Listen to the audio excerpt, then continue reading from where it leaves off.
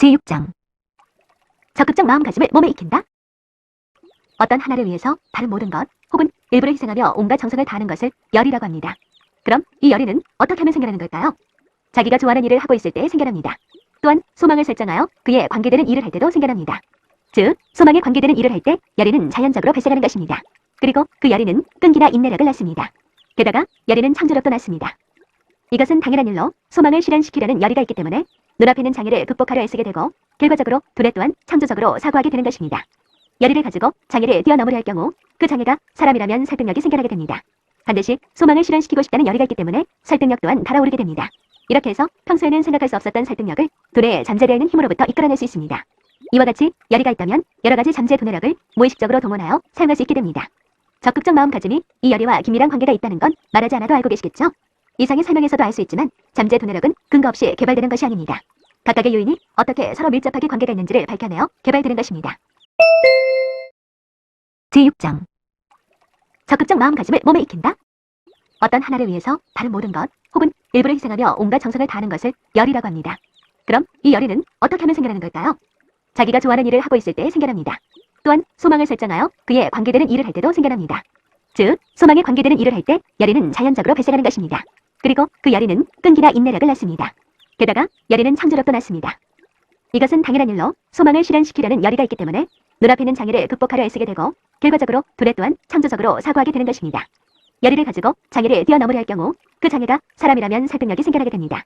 반드시 소망을 실현시키고 싶다는 열의가 있기 때문에 설득력 또한 달아오르게 됩니다. 이렇게 해서 평소에는 생각할 수 없었던 설득력을 두뇌에 잠재되어 있는 힘으로부터 이끌어낼 수 있습니다. 이와 같이 열의가 있다면 여러 가지 잠재 두뇌력을 무의식적으로 동원하여 사용할 수 있게 됩니다. 적극적 마음가짐이 이 열의와 긴밀한 관계가 있다는 건 말하지 않아도 알고 계시겠죠? 이상의 설명에서도 알 수 있지만 잠재 두뇌력은 근거 없이 개발되는 것이 아닙니다. 각각의 요인이 어떻게 서로 밀접하게 관계가 있는지를 밝혀내어 개발되는 것입니다. 적극적 마음가짐을 몸에 익힌다. 어떤 하나를 위해서 다른 모든 것 혹은 일부를 희생하며 온갖 정성을 다하는 것을 열의라고 합니다. 그럼 이 열의는 어떻게 하면 생겨나는 걸까요? 자기가 좋아하는 일을 하고 있을 때 생겨납니다. 또한 소망을 설정하여 그에 관계되는 일을 할 때도 생겨납니다. 즉, 소망에 관계되는 일을 할 때 열의는 자연적으로 발생하는 것입니다. 그리고 그 열의는 끈기나 인내력을 낳습니다. 게다가 열의는 창조력도 낳습니다.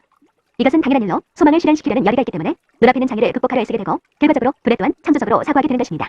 열의를 가지고 장애를 뛰어넘으려 할 경우 그 장애가 사람이라면 설득력이 생겨나게 됩니다. 반드시 소망을 실현시키고 싶다는 열의가 있기 때문에 설득력 또한 달아오르게 됩니다. 이렇게 해서 평소에는 생각할 수 없었던 설득력을 두뇌에 잠재되어 있는 힘으로부터 이끌어낼 수 있습니다.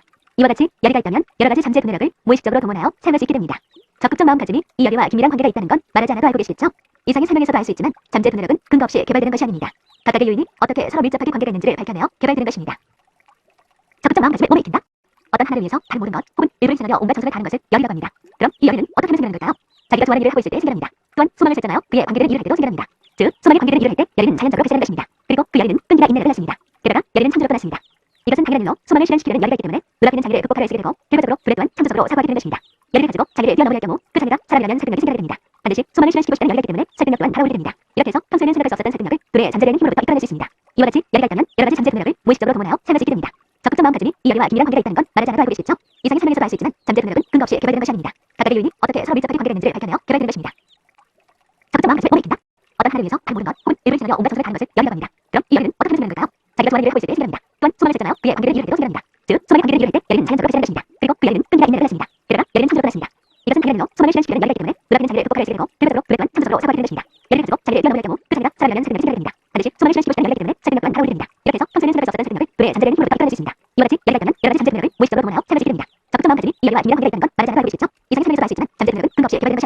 요인이 어떻게 서로 밀접하게 관계가 있는지를 밝혀내어 개발되는 것입니다. 적극적 마음가짐을 몸에 익힌다. 어떤 하나를 위해서 다른 모든 것 혹은 일부를 희생하며 온갖 정성을 다하는 것을 열의라고 합니다. 그럼 이 열의는 어떻게 하면 생겨나는 걸까요? 자기가 좋아하는 일을 하고 있을 때 생겨납니다. 또한 소망을 설정하여 그에 관계되는 일을 할 때도 생겨납니다. 즉, 소망에 관계되는 일을 할 때 열의는 자연적으로 발생하는 것입니다. 그리고 그 열의는 끈기나 인내력을 낳습니다. 게다가 열의는 창조력도 낳습니다. 이것은 당연한 일로 소망을 실현시키려는 열의가 있기 때문에 눈앞에 있는 장애를 극복하려 애쓰게 되고 결과적으로 두뇌 또한 창조적으로 사고하게 되는 것입니다. 열의를 가지고 장애를 뛰어넘으려 할 경우 그 장애가 사람이라면 설득력이 생겨나게 됩니다. 반드시 소망을 실현시키고 싶다는 열의가 있기 때문에 설득력 또한 달아오르게 됩니다. 이렇게 해서 평소에는 생각할 수 없었던 설득력을 두뇌에 잠재되는 힘으로부터 이끌어낼 수 있습니다. 이와 같이 열의가 있다면 여러 가지 잠재 두뇌력을 무의식적으로 동원하여 사용할 수 있게 됩니다. 적극적 마음가짐이 이 열의와 긴밀한 관계가 있다는 건 말하지 않아도 알고 계시겠죠? 이상의 설명에서도 알 수 있지만 잠재 두뇌력은 근거 없이 개발되는 것이 아닙니다. 각각의 요인이 어떻게 서로 밀접하게 관계가 있는지를 밝혀내어 개발되는 것입니다. 적극적 마음가짐을 몸에 익힌다. 어떤 하나를 위해서 다른 모든 것 혹은 일부를 희생하며 온갖 정성을 다하는 것을 열의라고 합니다. 그럼 이 열의는 어떻게 하면 생겨나는 걸까요? 자기가 좋아하는 일을 하고 있을 때 생겨납니다. 또한 소망을 설정하여 그에 관계되는 일을 할 때도 생겨납니다. 즉, 소망에 관계되는 일을 할 때 열의는 자연적으로 발생하는 것입니다. 그리고 그 열의는 끈기나 인내력을 낳습니다. 게다가 열의는 창조력도 낳습니다. 이것은 당연한 일로 소망을 실현시키려는 열의가 있기 때문에 눈앞에 있는 장애를 극복하려 애쓰게 되고 결과적으로 두뇌 또한 창조적으로 사고하게 되는 것입니다. 열의를 가지고 장애를 뛰어넘으려 할 경우 그 장애가 사람이라면 설득력이 생겨나게 됩니다. 반드시 소망을 실현시키고 싶다는 열의가 있기 때문에 설득력 또한 달아오르게 됩니다. 이렇게 해서 평소에는 생각할 수 없었던 설득력을 두뇌에 잠재되어 있는 힘으로부터 이끌어낼 수 있습니다. 이와 같이 열의가 있다면 여러 가지 잠재 두뇌력을 무의식적으로 동원하여 사용할 수 있게 됩니다. 적극적 마음가짐이 이 열의와 긴밀한 관계가 있다는 건 말하지 않아도 알고 계시겠죠? 이상의 설명에서도 알 수 있지만 잠재 두뇌력은 근거 없이 개발되는 것이 아닙니다. 각각의 요인이 어떻게 서로 밀접하게 관계가 있는지를 밝혀내어 개발되는 것입니다. 제6장 적극적 마음가짐을 몸에 익힌다. 어떤 하나를 위해서 다른 모든 것 혹은 일부를 지나며 온갖 정성을 다하는 것을 열이라고 합니다. 그럼 이 열이는 어떻게 하면 생기는 걸까요? 자기가 좋아하는 일을 하고 있을 때 생겨납니다. 또한 수많은 실전하여 그의 관계를 이해할 때도 생겨납니다. 즉 수많은 관계를 이해할 때 열이는 자연적으로 발생하는 것입니다. 그리고 그 열이는 끈기가 있는 일을 했습니다. 그러나 열이는 창조로 끝났습니다. 이것은 당연한 일로 수많은 실현 시키는 열이가 있기 때문에 노력하는 자기를 극복하려 애쓰게 되고 결과적으로 불에 또한 창조적으로 사고하게 되는 것입니다. 열이를 가지고 자기를 뛰어넘을 경우 그 자기가 사람이라는 설득력이 생겨나게 됩니다. 반드시 수많은 실현 시키고 싶다는 열이가 있기 때문에 설득력 또한 달아오르게 됩니다. 이렇게 해서 평소에는 생각할 수 없었던 설득력을 불의 잠재되는 힘으로부터 이끌어낼 수 있습니다. 이와 같이 열이가 있다면 여러 가지 잠재 두뇌력을 무의식적으로 동원하여 사용할 수 있게 됩니다. 적극적 마음가짐이 이 열이와 긴밀한 관계가 있다는 건 말하지 않아도 알고 계시겠죠? 이상의 설명에서도 알 수 있지만 잠재 두뇌력은 근거 없이 개발되는 것이 아닙니다. 각각의 요인이 어떻게 서로 밀접하게 관계가 있는지를 밝혀내어 개발되는 것입니다. 적극적 마음가짐을 몸에 익힌다. 어떤 하나를 위해서 다른 모든 것 혹은 일부를 지나며 온갖 정성을 다하는 것을 열이라고 합니다. 그럼 이 열이는 어떻게 하면 생기는 걸까요? 자기가 좋아하는 일을 하고 있을 때 생겨납니다. 또한 수많은 실전하여 그의 관계를 이해할 때도 생겨납니다. 즉 수많은 관계를 이해할 때 열이는 자연적으로 발생하는 것입니다. 그리고 그 열이는 끈기가 있는 일을 했습니다. 그러나 열이는 창조로 끝났습니다. 이것은 당연한 일로 수많은 실현 시키는 열이가 있기 때문에 노력하는 자기를 극복하려 애쓰게 되고 결과적으로 불에 또한 창조적으로 사고하게 되는 것입니다.